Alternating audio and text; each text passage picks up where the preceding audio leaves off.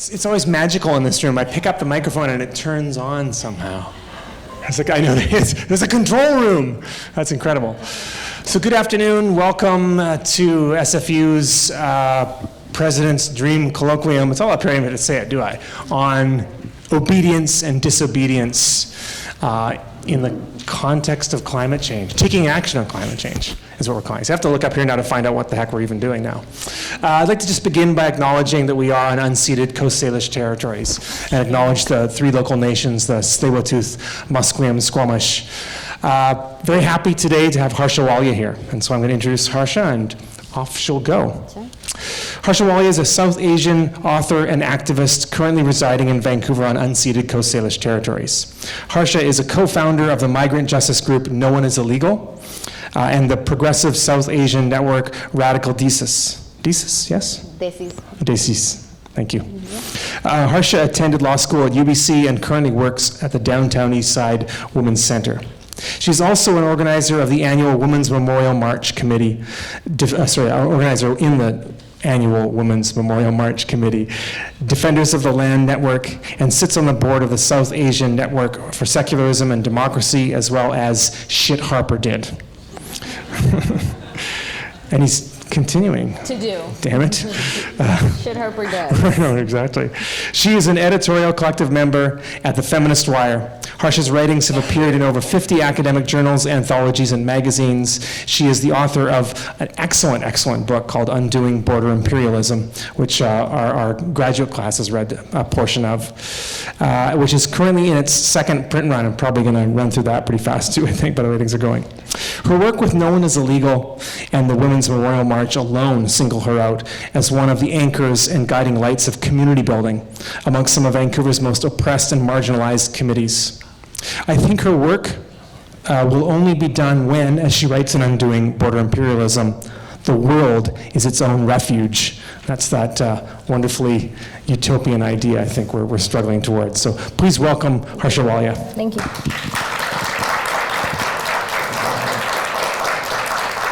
Thank you. Hey everyone, thank you for having me and thank you for organizing and hosting these series. Sorry, my notes are on my phone. Just turned off. I also want to start by acknowledging we're on unceded Coast Salish territories and give my thanks to the host nations of these lands, the Musqueam, the Tsleil-Waututh, the Squamish, and to give them thanks for hosting us and for stewarding these lands in the context of climate justice, environmental degradation that we're talking about. As we know, Indigenous communities and nations are at the forefront of land defense as well as land protection, and particularly in this part of Turtle Island. We really owe a huge debt of gratitude to Indigenous nations for continuing to steward these lands and these waters. In terms of speaking about climate justice and civil disobedience, I want to first start out by talking a little bit about what I think climate justice means, right? Because if we're going to take action on the climate, we need to, I think, have a shared understanding of what climate justice actually means, because there's a lot of people, obviously, with a lot of different explanations for why we're living in an age of climate chaos. So I want to start out by saying that in terms of talking about climate justice, I think we need to first foreground a conversation in what the root causes are. So environmental degradation isn't happening on its own. It's occurring within a social, economic, and political context, right? It's a symptom of the systems that we live under. And so for me, I think there's three primary root causes that we need to talk about when we're talking about climate injustice. In order to talk about climate justice, we need to talk about climate injustice.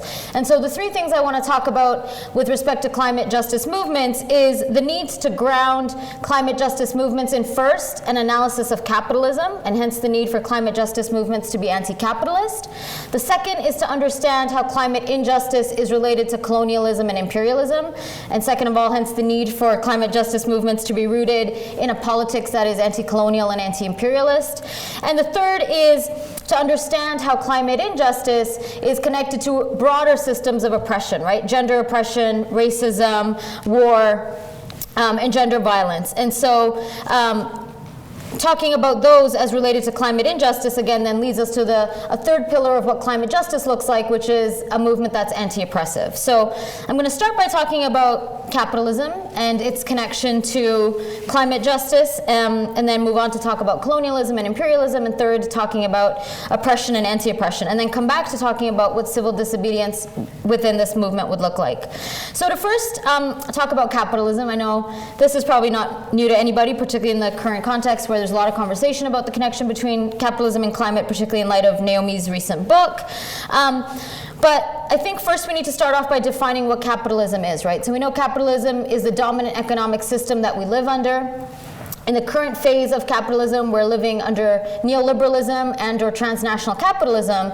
And there's 4 key tenets of capitalism that I think are pertinent to a conversation about environmental degradation. The first is the pillars of capitalism as it relates to private property.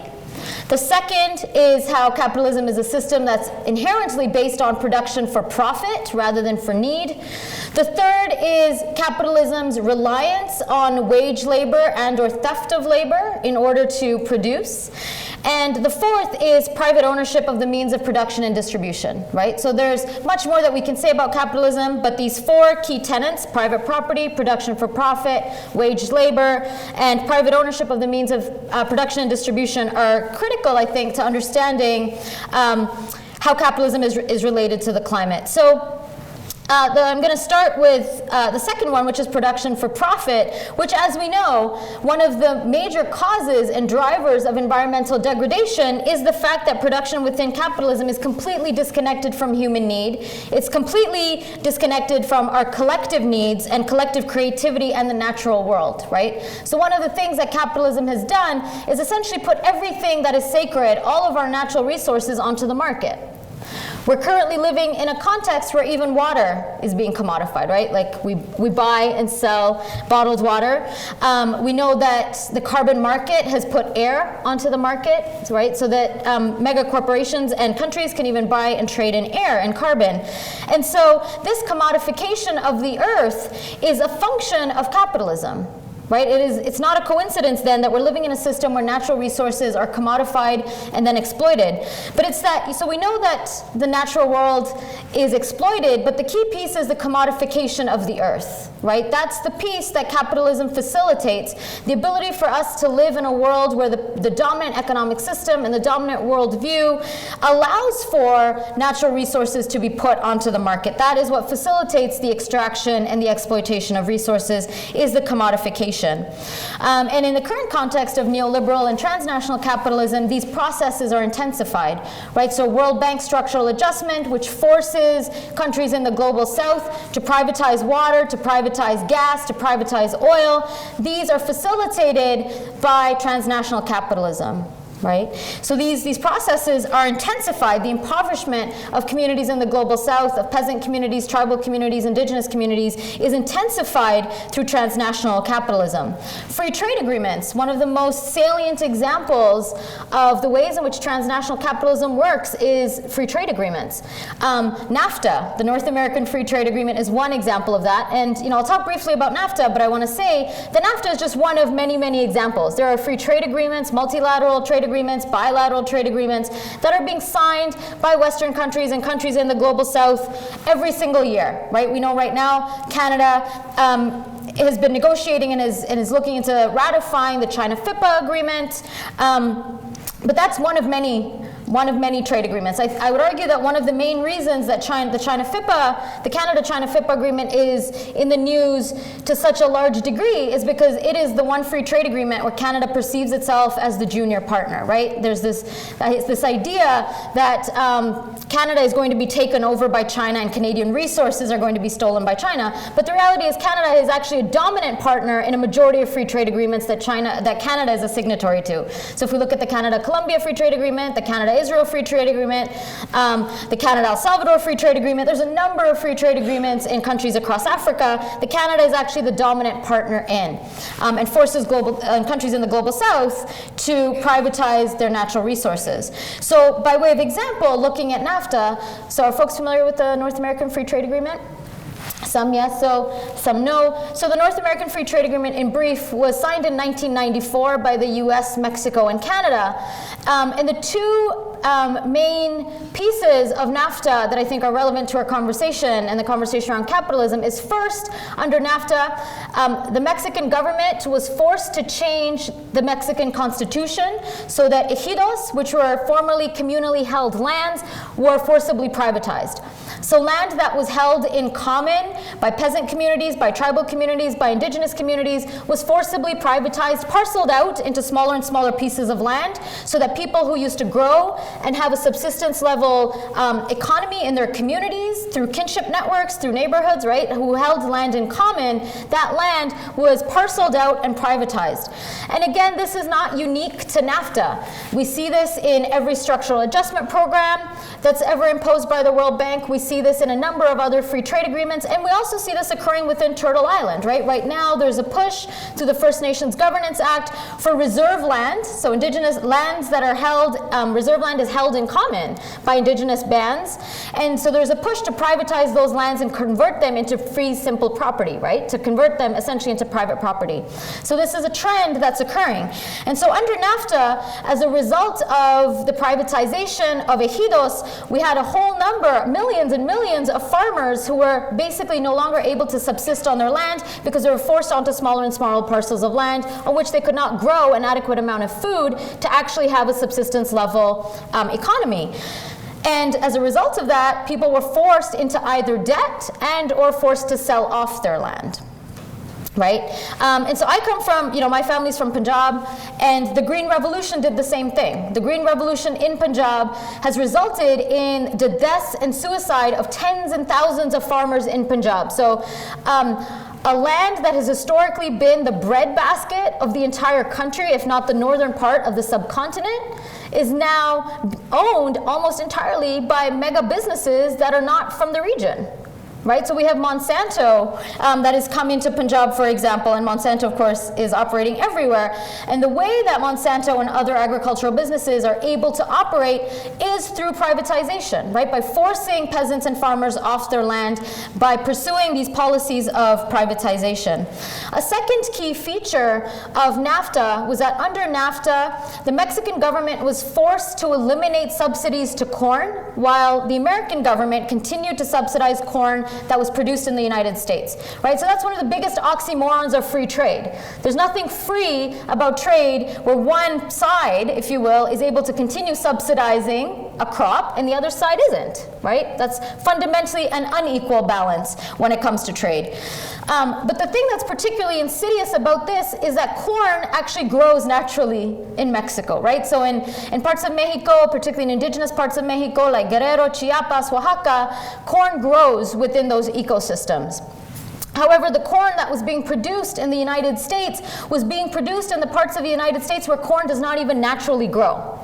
So we have a subsidy to an agricultural sector that was basically a GMO crop that forces monocropping, that strips the land, completely destroys the land in order to produce the crop. Right? So you see how environmental degradation then becomes part of what's happening as a result of NAFTA. Right? So there's environmental degradation that's taking place in the context of the United States to facilitate mega businesses to produce corn, while corn where it organically grows, naturally grows, is no longer able to do so because the market is being flooded with American corn. So it became cheaper to buy American corn in Mexico. Then it became more cheaper to buy American corn in Mexico than it was to buy Mexican corn in Mexico. Which is why right now growing corn is such a central part of indigenous resistance movements in parts of Mexico, right? Which is why Zapatista corn is a symbol of resistance in Chiapas. Those are the two of the key impacts or two of the key provisions of NAFTA that had severe impacts. As a result of NAFTA, we have environmental degradation, we have people being moved off their land.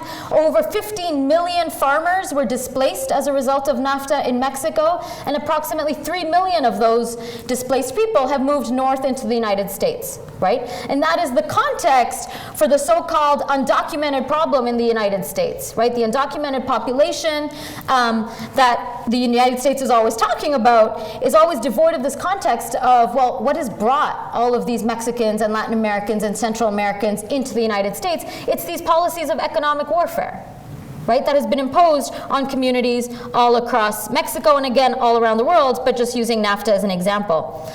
So just by way of conclusion on capitalism, we can see how free trade agreements, capitalism, and economic warfare has inherently subjugated the environment to the market.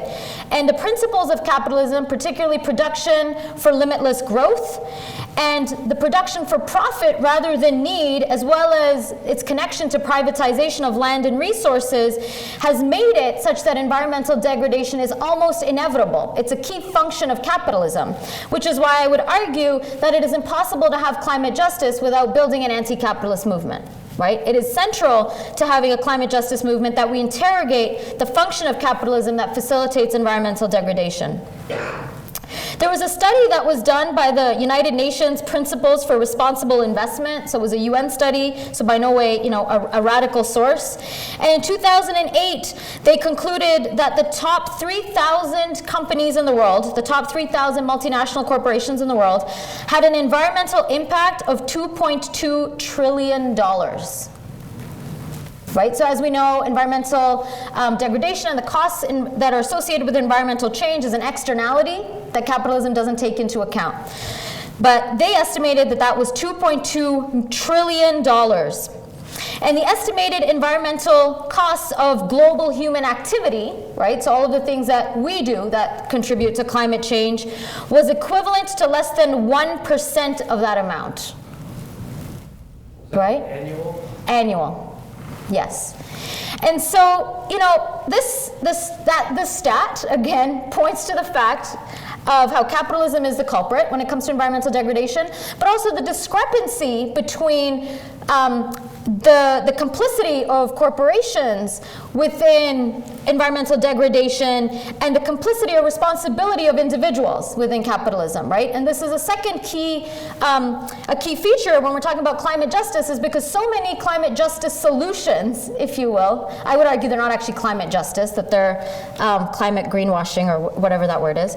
But the kinds of solutions that focus on the individual as needing to take responsibility, right? So needing to drive less, needing to recycle more, needing to consume less, these are undoubtedly important. But when we look at the scale of devastation of environmental degradation and how little individuals are responsible for environmental degradation, then we start to see that those solutions are actually pointless. Right? They actually don't make a difference because they are less than 1% of the externalities that corporations are responsible for creating, right? So having an analysis of capitalism moves us away from individual-oriented solutions to more systemic anti-capitalist solutions that looks at completely transforming and eradicating the systems of capitalism rather than simply tweaking within capitalism, because that won't fundamentally make a difference. The second kind of pillar of a climate justice movement that I think is necessary that I want to talk about is colonialism and imperialism. And so one of the things that traditional leftist Marxist analysis and anti-capitalist analysis even has been able to articulate is, of course, the connection of environmental degradation and the wage economy to the forces that we live under, right? So as we know, one of the first examples of capitalism is the enclosures of the commons, right? And the move towards industrial revolution. But if we go back to that idea of the enclosure of the commons, we see that one of the things that's necessary for capitalism to continue is not only theft of labor, it's also dispossession from land.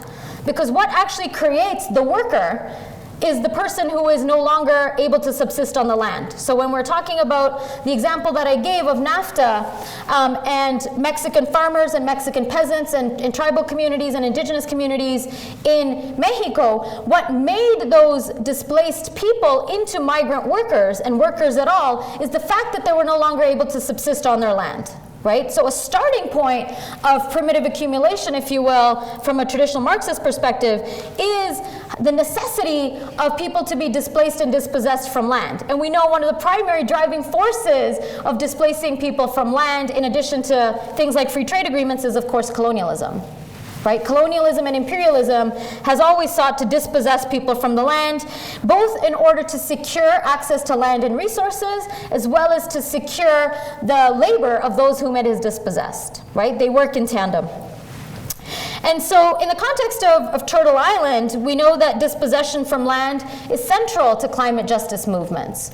So it is no coincidence, of course, that Indigenous communities are at the forefront of fighting for climate justice, because Indigenous communities continue to have a sacred relationship, ongoing relationship, as well as a sense of responsibility to the lands on which they live on. And this is, again, this is not unique to Indigenous communities here on Turtle Island, right? We see that this is true of Indigenous communities and tribal communities and peasant communities world over who are at the forefront of fighting environmental degradation. In the context of North America, though, to come back to North America, Turtle Island, we know that terra nullius is one of the primary driving forces of colonialism here, right? So terra nullius was the really racist ideology where settlers and colonizers historically, but also continue to, believe in the idea of the land being barren, right? So terra nullius has never officially been repudiated by the Canadian or US governments. The doctrine of discovery has never been repudiated either in law or policy. And so the doctrine of discovery in terra nullius is this idea of the land being barren, which is what justified in the colonizer's mind their ability to take over and settle on indigenous land. There's also a corollary to the idea of terra nullius that's less talked about, but I think is critical, and that was that in order for the land to actually, and this is that kind of stepping back, in order for the land to be supposedly barren, the colonizers had to actually say that land wasn't being tended to in productive ways. And that's where the stereotype of Indigenous people as unproductive, as nomadic, as savage, and fundamentally as being quote-unquote unproductive was operating within the settler colonial framework and discourse. And so there's a nexus here between the idea of so-called productivity and unproductivity and the ideology of terra nullius, right? And that's the connection between colonialism and capitalism, of land being barren and of people being unproductive. So for land that needed to be settled and for people that needed to be civilized, right? Those discourses worked in tandem. And these were mutually reinforcing. So we can see how colonialism underpins both capitalism as well as, it underpins capitalism and it also underpins the conversation around environmental degradation, right? Because one of the things colonialism, of course, does is continue to steal resources, right? Continues to steal resources without free, prior, and informed consent of Indigenous peoples in particular. The third piece that I want to talk about with respect to climate justice is the necessity of having an anti-oppression analysis, right? And the starting point for that is, of course, that the burden of ecological destruction is not borne equally on this planet. And in fact, the people who are least responsible for ecological destruction and environmental degradation are the ones who are suffering the most. Right? And that is not a coincidence, right? The fact that the people who are least responsible, if we go back to understanding what we talked about, or what I talked about with respect to capitalism, if we understand that individual human activity is far less responsible than multinational corporate activity in capitalism, then we see that individual humans, particularly those who are marginalized, right, are the least responsible for environmental degradation. So communities in the global south in particular are the least responsible for environmental degradation, but are the ones who are suffering the most, right? Low-lying islands in the Philippines, in the Maldives, in Tuvalu, in the Pacific Ocean, in the Indian Ocean, all of these countries that are facing submersion within the next 2 decades are the least responsible for environmental degradation. So Tuvalu, for example, it's estimated that Tuvalu will be completely submerged within less than 2 decades. An entire country, an entire island will be submerged. And in the surrounding areas around Tuvalu actually has the lowest rate of carbon emissions of any other surrounding country. The country that has the highest rate of CO2 emissions is Australia and New Zealand. And Australia and New Zealand have refused to accept a single person from Tuvalu as a climate refugee, despite the fact that those countries are the most responsible for the changes that are occurring to the people of Tuvalu, right? And that's a function of environmental racism. And that's not the only example, right? Even within the United States, we see that the people who bore the burden of Hurricane Katrina, of Sandy, in New Orleans and in New York were predominantly poor communities, black community, migrant communities, right? And women within those communities were the ones who were most impacted. And so, within the climate justice movement, there's a movement for environmental justice, right? And the environmental justice movement is a strand of the climate justice movement that has been calling on the climate justice movement to adopt principles of anti-oppression in their work, right? Which is to understand that the climate is something that isn't just operating as separate from the human environments, the social environments, the economic environments, the political environments within which we're operating. And specifically within the environmental justice movement, environmental racism is a key tenet, right? For the climate justice movement to fundamentally understand how racism and white supremacy underpins the disproportionate impact of climate change on certain communities, both locally and globally. The Philippine movement for climate justice says, quote, "For us, it is either death or environmental justice." Right? That is how high the stakes are for people in certain communities. So before talking about some of the civil disobedience within climate justice and environmental justice movements, I want to quickly run through what this kind of three-pronged approach, these kind of three-pronged pillars of talking about climate justice would look like when we're talking about the devastation of the tar sands, right? Because the tar sands is one of the most talked about kind of environmental disaster that we have here in this country. And what I would argue is that the tar sands is not just an environmental disaster, right? Again, it's a symptom of capitalism and colonialism and oppression. And it's no surprise that we're living in a context, in a country where the tar sands is able to operate, right? It's not an anomaly. So the first is that if we're to look at the impact of the tar sands and even the expansion of the tar sands, it's not a coincidence that the communities who are downstream from the tar sands are indigenous communities, right? The Beaver Lake, the Lubicon Cree, Dene communities, these are all communities who are immediately downstream from the tar sands, and they're indigenous communities, because if these were white communities, we would not have this degree of devastation, right? If white communities or urban communities were faced with really high rates of cancer, or if white communities or urban communities were faced with not having clean water, or were faced with unhealthy food, right? Then there would be far more there would be far more pushback for the ability of the tar sands to continue to extract at the rate it has.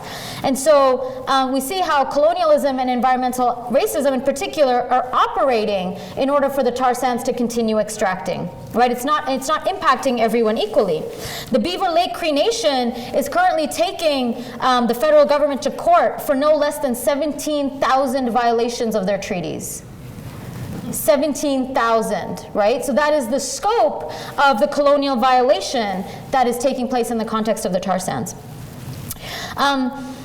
Another key feature of the tar sands, or another key kind of piece to the tar sands and its devastation, is migrant workers who are dying in the tar sands, right? A lot of times we have this kind of discourse where workers who are working in resource extractive economies are positioned or portrayed as these caricatures of people who are just interested in money, people who are greedy, people who don't care about the land.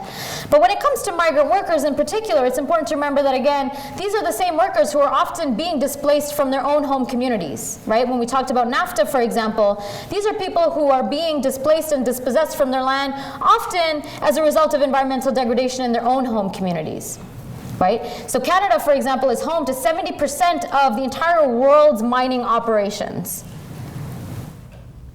The entire world.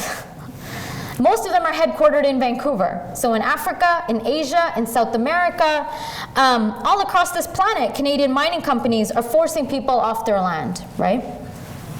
And so migrant workers have been dying in the tar sands. Every single year there are migrant workers who are dying in the tar sands. And I would argue if the people who were dying in the tar sands were not migrant workers, but were Canadian workers, were unionized workers, were white workers, we would see far more outrage about the kinds of health and safety standards in the tar sands, right? But again, we see a level of environmental racism operating. In 2007, there was actually 2 migrant workers who were killed in the tar sands, and this is one of the only times where this was kind of brought forward. This was made public, and 4 migrants were critically injured. The 2 migrant workers who died in the tar sands that year, their family had to pay for their funeral expenses and to bring the bodies home. Right? The company and the government didn't even pay for that, didn't even afford them that dignity. And right after their deaths, I believe it was the Alberta Labour Board, but some kind of government board actually slapped a number of restrictions on the company where that was happening, right, where their deaths occurred, to make sure that things were back in order, if you will, before extraction continued. The company ignored, within 24 hours, those court orders and went right back to extracting, and a week later, 3 more migrant workers were injured. Right? But there was barely any outcry because people didn't even know the names of these migrant workers. And in 2000, it was either 2008 or 2009, within the span of 1 year, there was 800 complaints from migrant workers in the Alberta tar sands to the Alberta Federation of Labor. 800 complaints within a single year. Right? So that's the extent of the devastation and labor exploitation that's occurring in the tar sands. And as we know, the Harper government is currently rapidly expanding the temporary foreign worker program. There are more people that come to Canada today as temporary foreign workers than come as permanent residents. So this myth of Canada as a country of immigrants is actually not true. Right? There are hundreds and thousands of more temporary people who come on temporary permits than there are people who come under permanent visas. And so the key feature of the temporary foreign worker program, of this migrant worker program, is that it's the temporary status of workers that makes them incredibly vulnerable. Because if you try to organize, if you try to unionize, which you don't actually legally have a right to do, you'll be deported right away. If you make a report against your employer, you'll be deported right away. If you complain about being paid less than minimum wage, you'll be deported right away. If you complain about health and safety standards, you'll be deported right away. Right? So as you can see, temporary migrant workers, their temporary status is precisely what makes them vulnerable. And so it's not a coincidence that the Harper government and the business lobby, right, the extractive industries are one of the main lobbies behind the temporary foreign worker program, is because they love this pool of cheap, precarious labor. Right? It allows for wage theft, and it allows for labor exploitation that, again, capitalism relies on. The third piece with respect to the tar sands that I think is really critical to talk about, and this goes back to the concept of what's fueling tar sands extraction, right? So if it's not individuals needing to drive cars, what is it that's fueling tar sands extraction? And so part of what's fueling the tar sands extraction in particular is, or rather part of what's fueling it is the fracking boom. And the fracking boom, conversely, is fueled by tar sands production. And so up to 60% of fracked gas that is extracted in Canada, a majority of which is currently projected to be extracted from British Columbia, is actually going to fuel other parts of the oil and gas industry. Right? So when we're talking about fracked gas, there's nothing natural about fracked gas, so let's not call it LNG, it's fracked gas.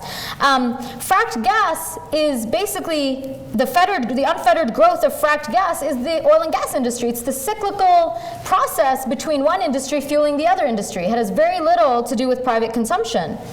And when it comes to tar sands exports, a lot of conversation is focused around tar sands exports to China, but the primary export to date that continues to be the case is the United States, right? Tar sands exports are going to the United States primarily. It's not going to China. It's not going to the Asian market. And that itself has a level of anti-Chinese racism embedded within it, that kind of fear of China that's, again, part of the conversation around the Canada-China FIPA agreement that I talked about earlier. But in terms of the tar sands exports that are going to the United States, the Polaris Institute has detailed that over half of the tar sands that's going to the United States is actually going to the Department of Defense. So it's going to fuel the military-industrial complex. Right? So again, it's not private consumption that's fueling these industries, it's other industries. Right? So the military-industrial complex and the victims of US empire in places like Palestine, in places like Iraq, in places like Afghanistan are frontline communities. These are people that we are connected to for a myriad of reasons, right? We know that our troops are on the ground in northern Iraq as we speak, but we also know that these people are the victims of the US military-industrial complex that we are fueling. right? That is where most of Alberta tar sands, over half of them that are going to the United States, is going there. And so it becomes critical to demand an end to Canadian imperialism and the US military-industrial complex and the North American military-industrial complex if we want to talk about ending production at the tar sands and stopping the expansion of the tar sands, because that is what is fueling the tar sands, right? So we need to demand an end to those extensions of the tar sands in terms of where the tar sands are going. And I think a final articulation of a root cause analysis of the tar sands is, particularly using the anti-oppressive lens that I was talking about, is violence against women, right? In British Columbia and Alberta, which are both resource-heavy economies, resource-extractive heavy economies, over 50% of rural women and Indigenous women have now been forced off the land, right? Because the land is no longer inhabitable. And the land particularly is no longer able to provide the substance and the food systems and the medicines that people have historically relied on. And we know that when women, particularly Indigenous women, are forced off their land, what Indigenous women in urban areas face is extremely high rates of violence and extremely high rates of poverty. Right? So I work in the downtown east side, and a lot of the women that I work with are increasingly coming from places in northern BC and coming from Alberta. Right? Women who directly trace a connection to extractive industries and what brings them to urban centers like the downtown east side. And we know that the dispossession of Indigenous women from their lands has fueled the crisis of over 1,200 missing and murdered Indigenous women. Right? And so the causes, if we want to end the violence against Indigenous women, we have to end their dispossession, which is rooted in settler colonialism, right? That violence will not end without ending settler colonialism, which has always constructed Indigenous women as rapeable, because Indigenous lands have always been constructed as rapeable. Right? So the rapeability of Indigenous women's bodies is fundamentally connected to the ways in which settler colonialism has cast Indigenous women's bodies as rapeable. And so in terms of moving on to now just talking about what climate and actions for climate justice would look like, so by way of summary of that first whole part, is that, don't worry, the second part won't be as long, is that, you know, it becomes important when we understand capitalism and colonialism and oppression as foundational to climate injustice, then it means that our analysis and our framework of solutions and action starts to shift, right? So the first kind of ways in which we imagine solutions, and I've talked about this briefly, is that we can't imagine solutions as individual solutions, right? We need a transformation of the system. We need to dismantle capitalism and colonialism and oppression, because as individuals, we are not the ones that are driving climate change. And this is also important in conversations about the global south, right? Because what a lot of environmental organizations and Western governments have been pointing to in terms of a solution, in addition to the kind of recycle greenwashing type solutions, is placing the responsibility for climate change on the so-called overpopulation of the global south. Right? And there have been environmental organizations, the Sierra Club in the 1990s actually had a position paper on overpopulation, right? And this is horrendous. It's horrendous, A, because it's actually not the case. We know that we have enough food, for example, to feed the entire planet. Right? People are not going hungry because we don't have food. People are going hungry because of things like food dumping, you know, and other factors. And it's also horrendous because underlying that kind of idea is a kind of racism against communities in the global south, right? This idea that brown people have big families and, you know, don't really know what they're doing, and, you know, why can't they use birth control? And all of it's an imposition of a particular kind of Western idea on what the global south is supposed to be doing, particularly when it comes to reproductive justice, which is both racist and fundamentally anti-feminist, right? To tell people how to reproduce or not is really no one's business, right? And so, when we start to shift and start talking about systems, we see how some of these solutions are problematic, and actually at their core aren't about solutions, they're about kind of shoring up an imperialist discourse, right? That continues to cast the blame on the global south, and again on people who are the least responsible for climate change. Another kind of solution that then we can start to see and start to problematize is the kinds of solutions like carbon markets. Right? So the kind of solutions that a lot of ENGOs have been pushing for the past 10 years is carbon markets and REDs. right? And so that's been talked about at the United Nations for the past decade. And this is, again, basically placing carbon onto the market, right? So you can exchange and trade in carbon. So if you use, so do people know how carbon markets work? Basically, in carbon offsetting, if you use too much carbon, if you really need to pollute, go ahead. But you can offset it by growing a couple of trees, basically, right? And now we're also talking about, in Canada, about trying to build new technologies, geoengineering, to completely alter the surfaces or the depths of the ocean so we can carbon sequester into the water. Because instead of putting carbon into the air, let's just sink it into the water, because we don't know yet what the impacts of carbon will be in the water, right? So we're producing newer and newer technologies to figure out how to adapt to climate change without actually talking about the fact that these are the very things that have created the problem in the first place, right? Thinking that we can trade in carbon is the problem. Figuring out how to trade in carbon is therefore not going to be a solution, right? And putting carbon into the water is not going to be a solution. And so it moves us away from these kinds of solutions, or our climate justice movement moves us away from these kinds of solutions when we have a more foundational critique.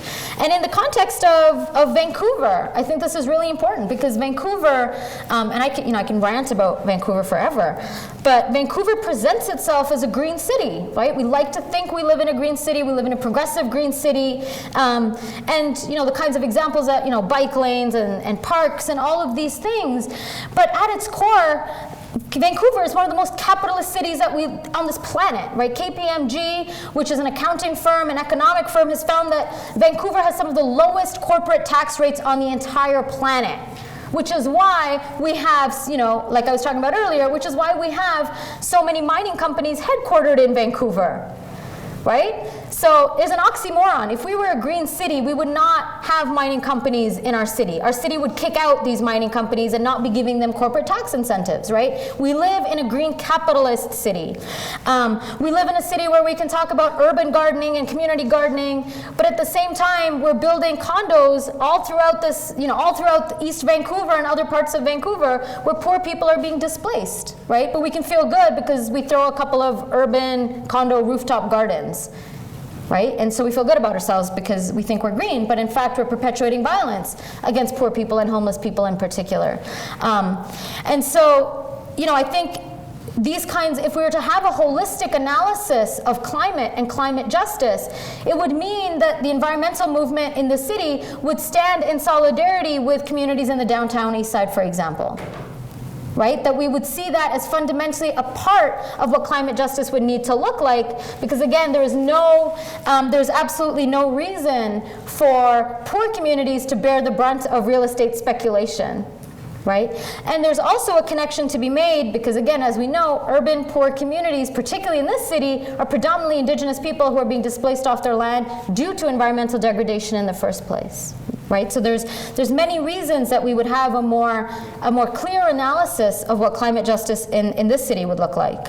And then just to wrap up, in terms of what kinds of actions we would then take, right? So the kinds of actions and the civil disobedience in the context of climate justice would mean that we would take actions that would actually fundamentally disrupt these systems.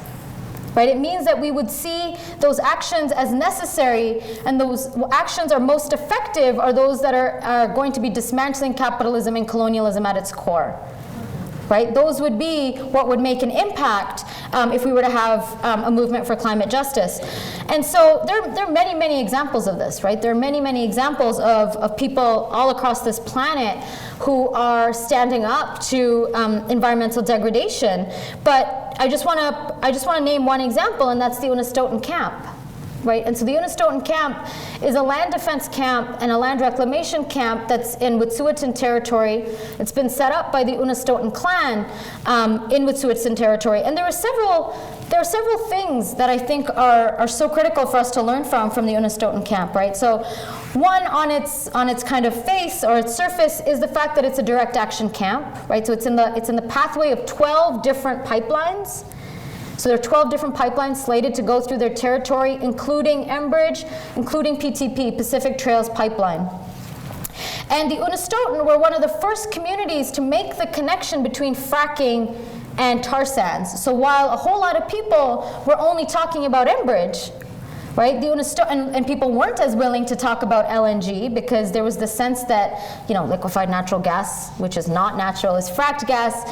There's the sense that fracked gas was better, right? That at least it's not the tar sands. And the Unistoten clan were some of the first people to identify that it would be a grave mistake to only fight against Enbridge and not fight against PTP, because again, there's a clear link between fracked gas and tar sands. That there is no way to stop a tar sands pipeline without also stopping fracked gas, because those industries, as I talked about earlier, are totally connected to each other, right?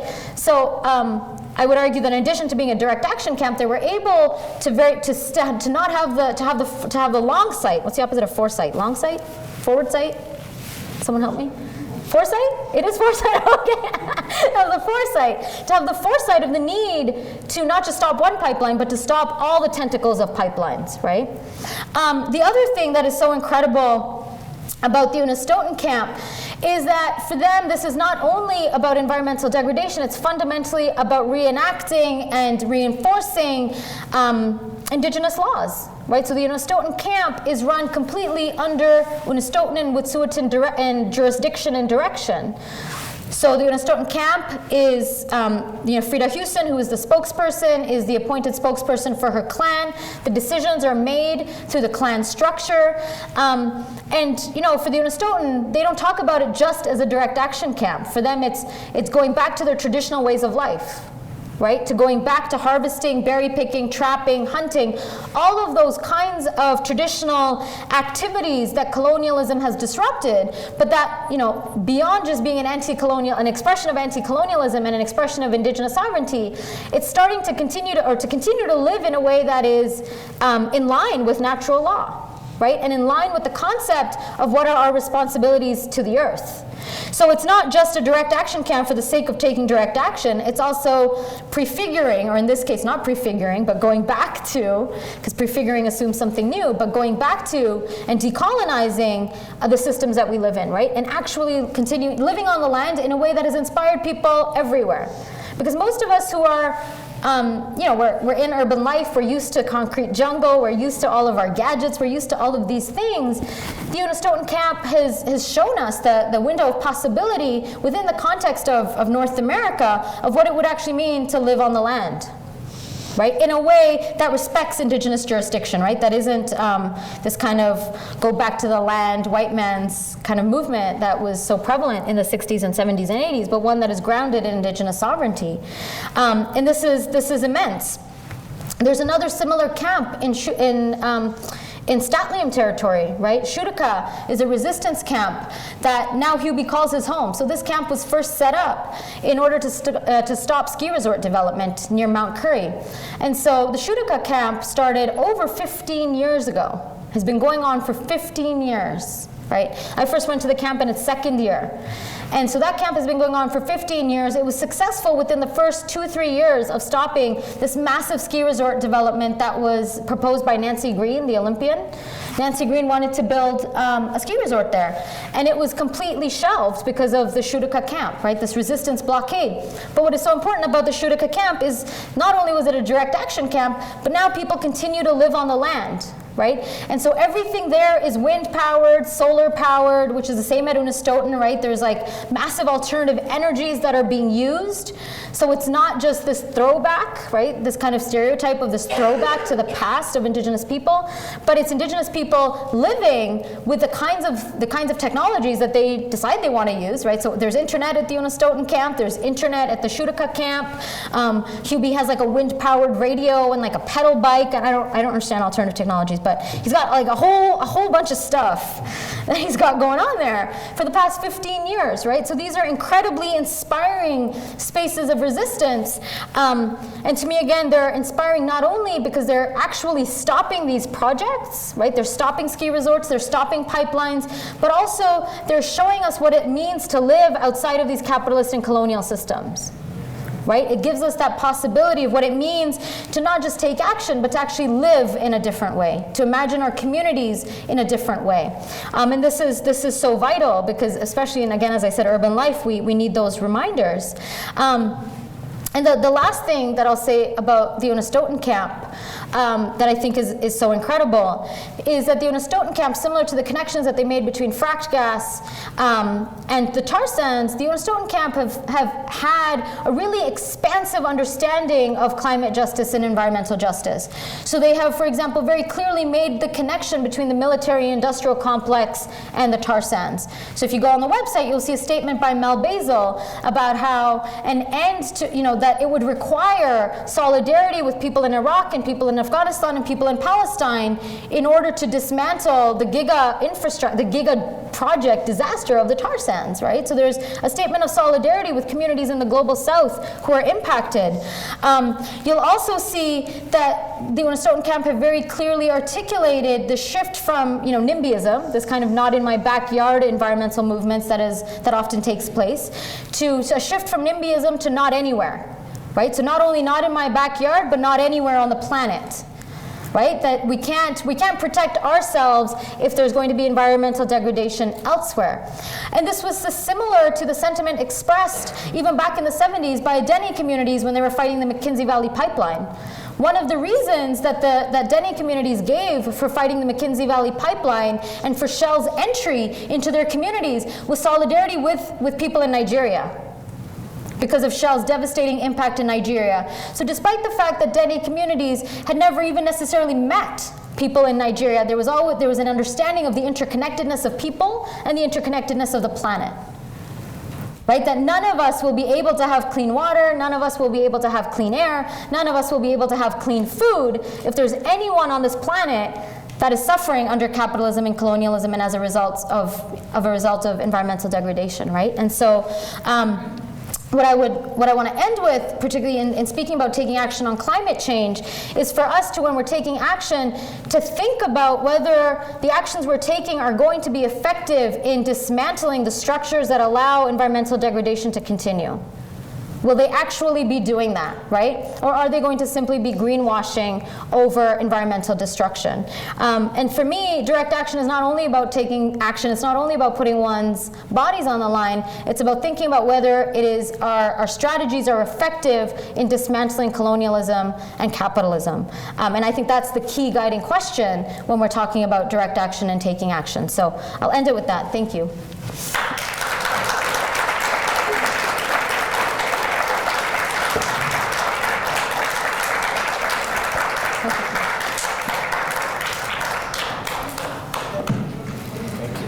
Thank you.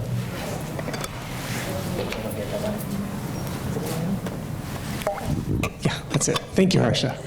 So we have plenty of time for some questions, so I will open it up to the floor and hold my own back for a minute. Yes? Tim. I'll bring you the microphone. Harsha, that was fantastic, and thank you so much for coming. Thank you. My name is Tim Takaro. I'm in the Faculty of Health Sciences. We're very, very concerned, of course, in health sciences about climate change. My question has to do with the time scale that we're talking about. So reversing capitalism and colonialism is a long-term project. The threat of climate change is today. I mean, I'm not suggesting that these others are not threats of today. They are. But in terms of how are we going to get there and when, I think we need to reverse climate change before we're going to reverse capitalism and colonialism. Not that they can't be done hand in hand, but the time frames are different for those two problems. I wondered if you could just talk about the time frame for these struggles. Yeah, thank you.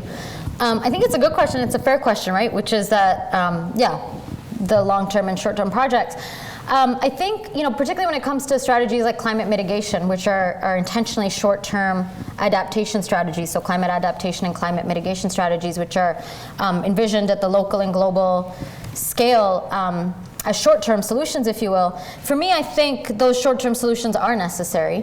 For me, the guiding question then becomes, are those short-term solutions furthering capitalism, or are they furthering the project of dismantling capitalism? So I don't think that our solutions will only be long-term. I totally agree that we also need short-term solutions. I think the strategic question is, what function do they serve in the long-term project, right? So things like carbon markets, for example, as a short-term solution, are completely antithetical to the long-term vision of dismantling capitalism, are completely antithetical to the concept of protecting the sacred.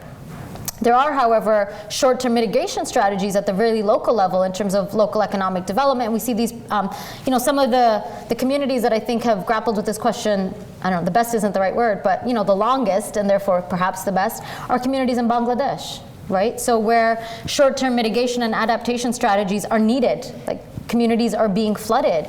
And I think the kinds of short-term strategies and adaptation strategies that have taken place in Bangladesh are, so things like small-scale housing, small-scale farming, early warning, detection, all of those kinds of systems. Those are not furthering the project of capitalism. And in fact, the localization of some of them is counter to the project of capitalism. So for me, I don't disagree with the need. I fully agree with the need for short-term solutions, particularly when they're articulated by communities that are impacted themselves. But I do think the strategic question is whether it's furthering or dismantling capitalism. I think that's the driving question, not the short. I agree with the necessity of it. Does that make sense? No carbon tax. Also, good question. I think the main problem with the carbon tax, and this has been identified by the CCPA, is that the carbon tax as it exists is, regressive? Regressive, right? It's a regressive tax that impacts low-income communities far greater. And the thing that is most outrageous about a carbon tax is that it doesn't actually apply to corporations, right? So I'm far more in favor of corporate taxes and property taxes than I would be of individual consumer taxes. Mm-hmm. I like that model, though, of this idea that the short-term solution, one judgment or decision we can make about it is, how does it feed into the long-term solutions? Mm-hmm. So there would be short-term solutions that would not solve long-term, but there definitely are short-term solutions that also solve longer-term questions. Could you comment on the role of the media in all this? I find out so much when I come to these kind of meetings, but I do try to read various news media, and I'm always astonished at how woefully ignorant I am. No, it's not you. Exactly. Not at all. I think that's the function of the mainstream media, right? The mainstream media is corporate media. It has an investment in these kinds of structures. I guess that's the role. And I think, what can we do in terms of media? There's definitely amazing alternative media sources. The Guardian has an amazing. I subscribe to them. Amazing.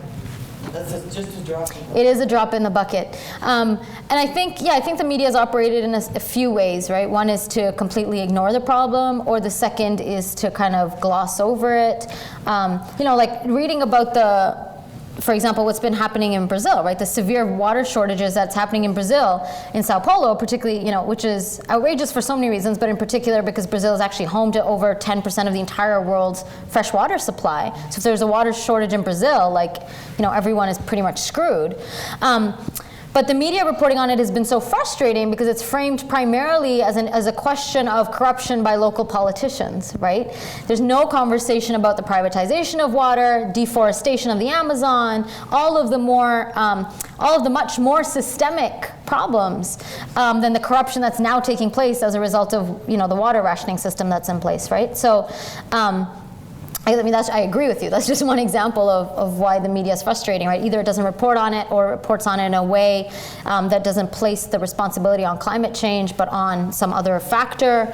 Or in some cases, there's climate denial, which is really right-wing media. Or in some cases, it's really apocalyptic.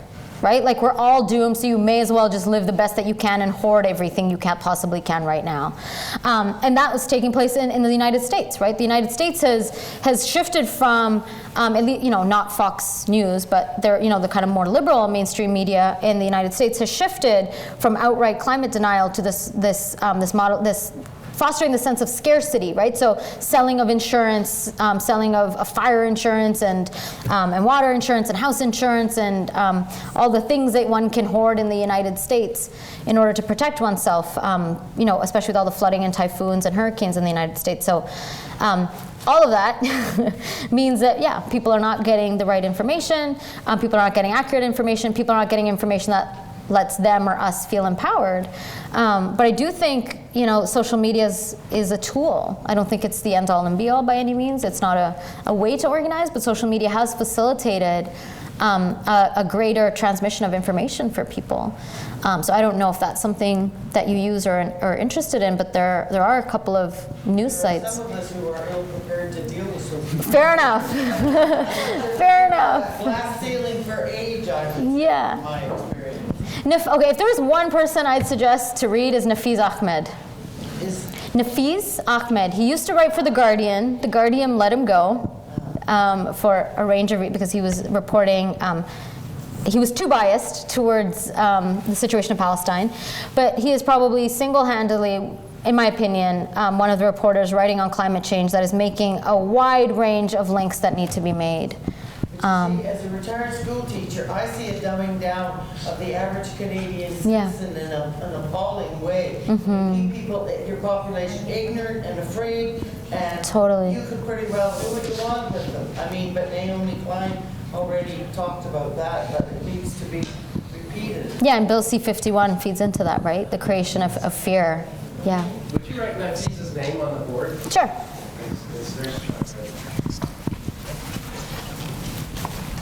I hope I get it right. I don't know if I'm going to get the...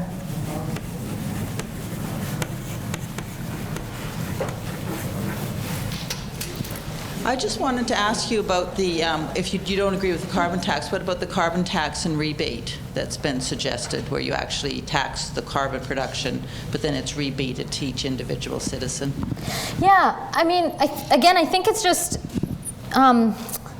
the thing that is so frustrating about debates about the carbon tax, again, is that it's an individual consumer tax at the end of the day, right? And it's I fundamentally believe that if we are going to talk about taxes, we have to talk about corporate tax. I think we should tax corporations more. And so that's what's... Carbon as a separate thing, because it's one of the things that is actually, it makes people aware it costs them to use carbon-intensive, things. Yeah. So that you actually have to make a decision about what you want to do.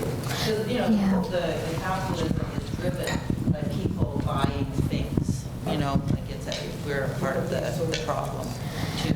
Yeah, I agree. I think we're part of the problem, but it goes back to the equation that we're less than 1% of the problem. When corporations are making profit, they're making profit because people are buying, plus, obviously, the military, situation. Yeah.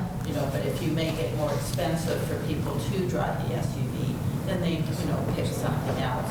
You make it more expensive for the corporations to actually, produce the carbon-intensive things, then maybe they'll switch to solar panels. You know what I mean? Yeah, I mean, I don't disagree with it. I guess given that we all have, as movements, we have to pick our priorities, for example, right? So I think at individual level, people will make individual choices around consumption. I think as a movement, as a coordinated movement with a vision, I don't think the carbon tax is the priority. I think the priority would be a corporate tax, and I think the priority would actually be things like a divestment campaign, right? The way to have pressure on the fossil fuel industry, one way to think about it is, one way to have pressure on the fossil fuel industry is to withdraw our consumption. But again, most of what fuels the fossil fuel industry is not actually our consumption, it's other industries, but also fossil fuel subsidies. So it's more effective to target things like the fossil fuel subsidies, right? Yeah, so I think as a movement, I think it's the things that tackle industry that should be our priority, and then individuals, make their choices around consumption. Yeah. Just to follow up on the media question, do you think the lack of media coverage or the different angle that some of these issues are covered has to do with maybe a generational or educational difference? And because I started out in journalism 5 years ago, and I know even from 5 years ago to now, there's such a change in how journalism is taught and what should be covered and how it should be covered. Yeah, I mean, there's people probably in the room that can answer that better in terms of the shifts in the educational system. There's at least one teacher in the room. But I do, I mean, I was just at a conference for the BCTF a few months ago, and a lot of teachers were commenting on how shocked they were at, just the changes in both the educational system, but also, going to your point around consumption, the fact that kids are, people are more, and kids in particular, recognize brands more than they do like a plant or a tree or, our natural ecosystem. And so I think those are related though, right? And we also we see a push from industry to enter into the school systems, right? So we know that there was there was a science fair that was sponsored by LNG. There's a number of things that are being sponsored by Enbridge. So we also see this deliberate move within the educational system from the energy sector, for example, right? To give people and give students the wrong information. But I do think so. I think there's a shift in how much people know and understand in terms of just basic knowledge, but that's totally anecdotal and not backed up by anything. We could add Goldcorp at SFU to your list there. Goldcorp, yeah. Thank you. I just wanted to ask you about the question on the language and the slogans we use, because I find that I would consider myself against capitalism, but I'm more challenging greed, because I say we should talk about making greed history, not make poverty history. Right. Or challenging greed is also challenging capitalism. So because I find that even when we promote recycling or environmental, I think it was good to get people involved using just the start of recycling and then go further and see what's happening, because I find that same with the issue of gender justice. In some respect, gender justice is also challenging greed, challenging capitalism. So even if you promote the idea of gender justice, it will invite a lot of people to be part of the struggle rather than pure word capitalism, because I think even Tommy Douglas lost his seat just because they identified him as a socialist, or Obama is a socialist, whatever that means.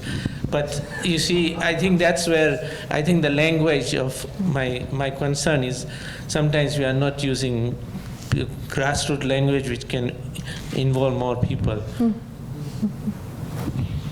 Yeah, it's a good point, and I think for me, when I speak about capitalism, I think that's a strategic question, right? When we're speaking within, for example, the movement, I think we have to have a shared analysis. But how that's conveyed outside of the movement is often a different question. So I don't think we always use the same language all of the time, right? So for me, I agree when we're, if one was to do a media interview and you decide not to talk about capitalism and instead talk about the economic system that's based on greed, and you're hinting at capitalism, that would make sense, right? So I think these are questions of strategy, and in what moments are we using what kinds of language, and in what moments are we trying to convey different kinds of messaging. But I do think within the movement we have to at least first have a shared analysis before we can then figure out the strategies of what kinds of languages to use. And when it comes to gender justice, I totally agree. I think the reproductive justice movement is probably the single most consistently anti-capitalist movement that there is. Right? Because reproductive labor is the one form of labor that is the most unvalued, devalued, gendered labor. I mean, that's a side tangent, but I agree that there are many facets to the anti-capitalist movement. That framing it in terms of context is so important, I think, because things shift and suddenly people, even in the mainstream media, want to hear the word capitalism. Once in a while it happens. Yeah. I just was wondering if you could clarify, I may have misheard the statistic about the Department of Defense and consumption of tar sands oil. I was just wondering if you could restate that, because that's a thing I want to remember. I'm from the United States, so it's a good motivator. Yeah, sure. There's lots of stats on by the Polaris Institute. So the Polaris Institute's been researching the link between the tar sands and the military-industrial complex since like the early 2000s. But the stat that they have, I should make sure I have it, is that over half of the tar sands exports to the United States go to the military, to the Department of Defense. Let me double check that.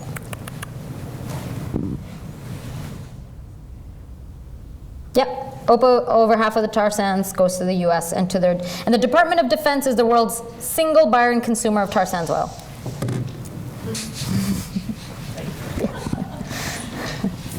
Hi. So I want to ask you about the problem of overwhelm. You talk about speaking from a holistic point of view, and one thing I find personally very frustrating is when you're in conversations about climate change with people who care about climate. The minute you start talking about capitalism, the arms are in the air. Nobody cares. People want something they can start doing right away, like plant your vegetables, grow your own vegetables in your backyard. That's very hands-on solution. That's something you can grasp. And I've been thinking about this, and I find a big connection between the neoliberal way of thinking that everything is the individual, your whole world is revolving around you, and if there's a problem in the world, you have to bring it inside that framework and understand it and find a solution within your world. And obviously, what you're talking about is different. It's thinking about solidarity instead of like nimbism you mentioned. So I would like you to speak on that. Of how do you start that conversation? How do you change the mentality to understand that it's not, if I didn't create the problem of climate change, I shouldn't necessarily be thinking about it as something I can fix today. Thank you. Yeah, thank you. I think it's a great point, and I have two thoughts on it. One is, I think it is the case that people are often, or at least when you're speaking about the climate movement, right, and everyone throwing up their hands when you talk about capitalism. And this might just be me, but when it comes amongst people who are concerned about climate change, I actually think it's a mistake. The reason I think it's a moral mistake for the reasons I've outlined. I'm not going to go into it again. But I also think it's a strategic miscalculation, because if we look at movements, even if we just look at North America, if we look at, for example, the Idle No More movement, or we look at the Quebec student strike, or we look at the Black Lives Matters movement, right? Those movements, I think, have inspired people precisely because they talk about systemic issues. Precisely, right? The Quebec student movement was not about free, it was not just about tuition hike. It went from tuition hike to free and accessible education to an analysis of neoliberalism and capitalism, right? That education should not be privatized. Same with Idle No More. Idle No More was fundamentally foregrounding a conversation about the colonial state and its relationship to Indigenous people, and all of our relationships as settlers to Indigenous people. Same with the Black Lives Matters project, right? It's not just about police violence, it's about white supremacy, racism, and the police as an institution. And so I do think that movements that have moved people, that have inspired people, have always done so on the basis of a systemic analysis. Right? So it's not only morally necessary, I think it's also strategically necessary to have a systemic analysis, because that is actually what moves people. And we see this even, in the movement against pipelines. People have been deeply moved by Indigenous leadership who have been talking about colonization, protecting the sacred, not commodifying resources, right? About protecting the land. More so, I would argue, than some sectors of the environmental movement that have shied away from talking about those more root causes, right? And so, I'm not saying this to you per se, but I think when it comes from the climate movement or the environmental movement or ENGOs, I think they've made a misstep. I think they've made a misstep by not talking about root issues, because they think people are not as smart as we are. We all live in this world, right? We all understand economic greed.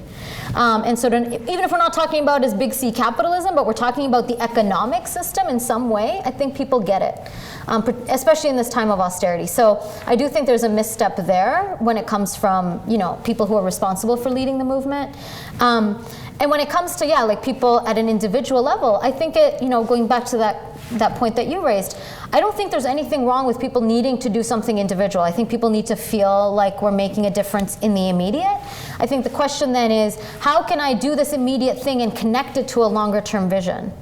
Right? So if I'm growing food, how is this connected to subverting, say, capitalism? Right? If I'm growing locally, if I commit to not buying GMO, these are such important choices. And how can I then maybe collectivize my garden, share the labor, share the food, right? Because all of those decisions that seem small, actually, they do go a long way in trying to imagine a different kind of community.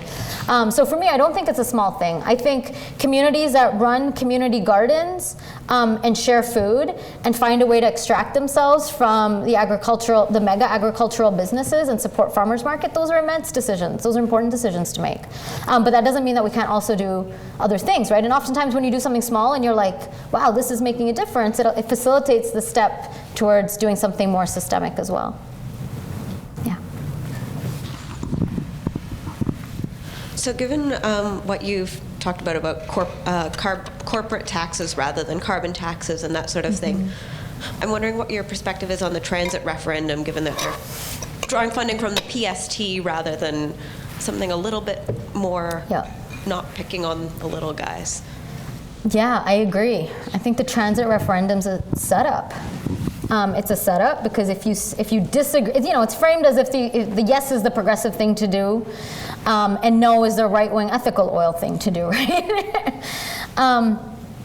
But yeah, I don't have a strong position on it, but I think the entire framework is a setup, unfortunately. I think there's a lot of flaws. TransLink, I think we need better transit.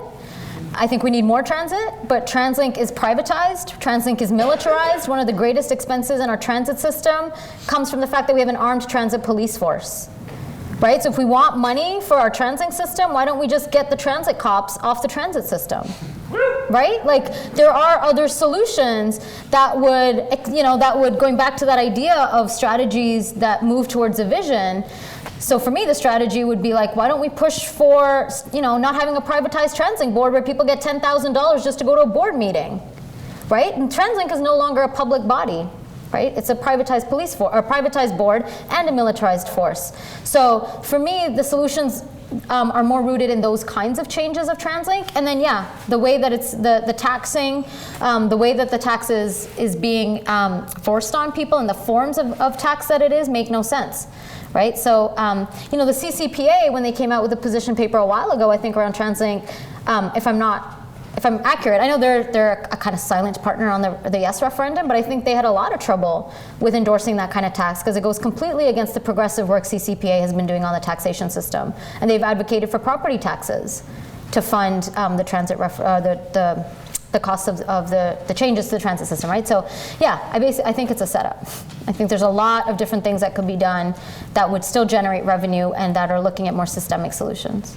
Is there a protest rather than just voting yes or no? Sorry. Is there a protest rather than just voting yes or no? I think what people have struggled with, and others may have an answer here, I think people have struggled with, because it's so polarizing, people have struggled with articulating a position that's not the yes position, that's not the no position. It's like a rock in a hard place, right? So I just vented on Facebook. That's what I did. But, I know Lead Now, I just saw the ED of Lead Now, Jamie was the ED of Lead Now, he just posted something earlier today that they were trying to garner support from the Lead Now community, and they got a lot of backlash from people for the yes, they're trying to get the yes side, support for the yes side through their networks, and they saw clearly that most people were having a hard time supporting the yes side for these systemic reasons, right? And so that goes back to the earlier point, when we have an environmental movement, the referendum is not due to the environmental movement, but when we have the environmental movement so strongly endorsing such a flawed decision, then it really doesn't inspire hope, right? So, yeah.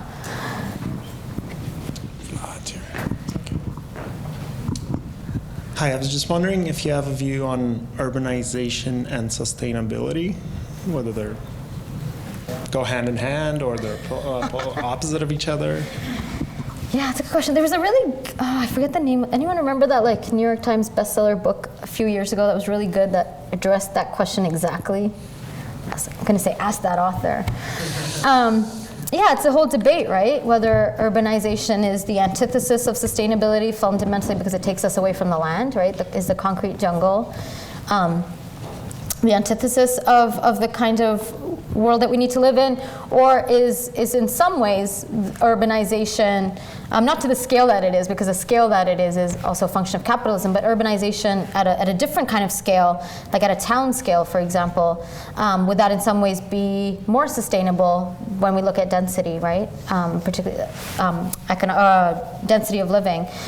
It's really, I mean, for me, it's hard to answer because I think it's pure speculation because we live in a world where industrialization is completely tied to capitalism, right? Industrialization as we know it is tied to, or urbanization as we know it is tied to industrialization. So it's hard to imagine a form of urbanization that isn't separate from that and that hasn't served the needs of industry. That's what led to urbanization, right? Was people moving from rural areas, farming communities, peasant communities, enclosure of the commons, industry, industrial revolution, migration, right? Like that is the history of urbanization. So yeah, long answer, I have no idea because there's no way to delink it from capitalism in the current context.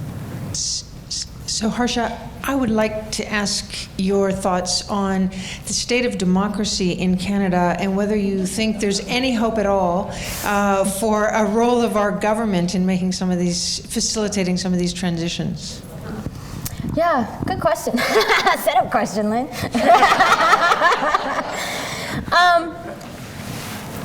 My very honest answer is that, I have to think about my answer.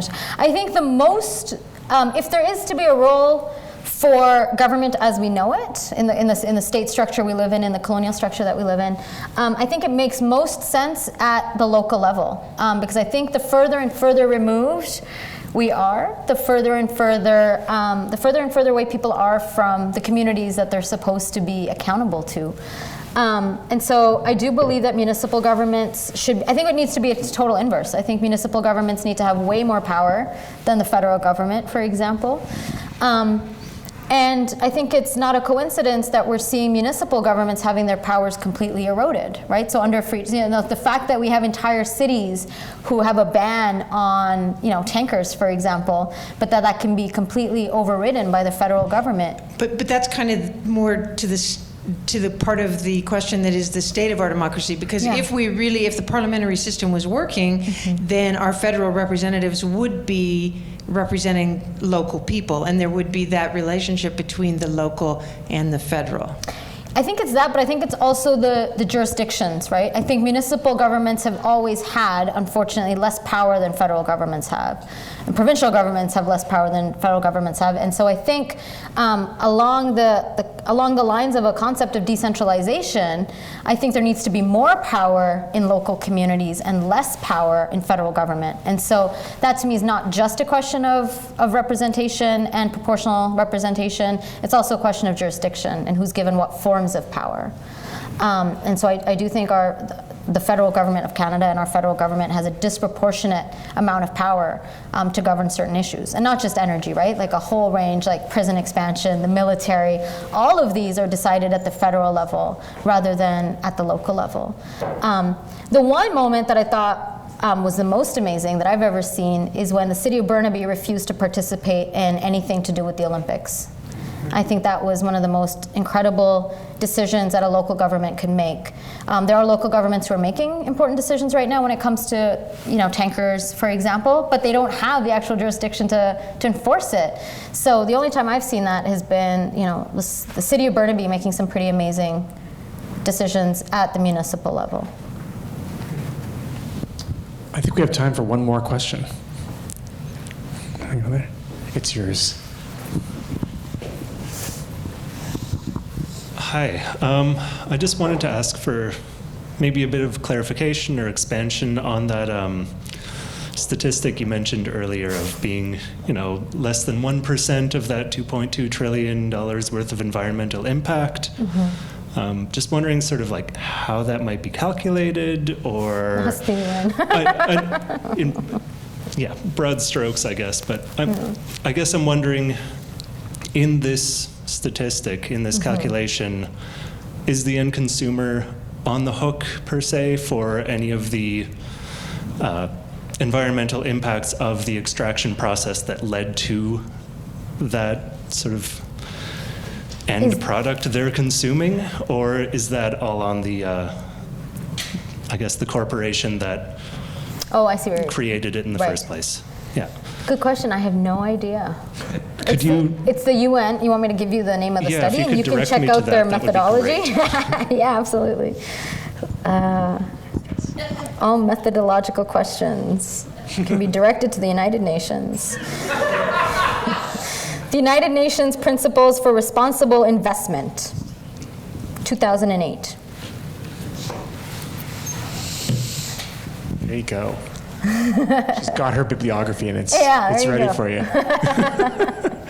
Well, those stats are always fascinating. They're always tricky to read, right? And I think one of the real values of what you've presented here today is how inextricably connected so many things are.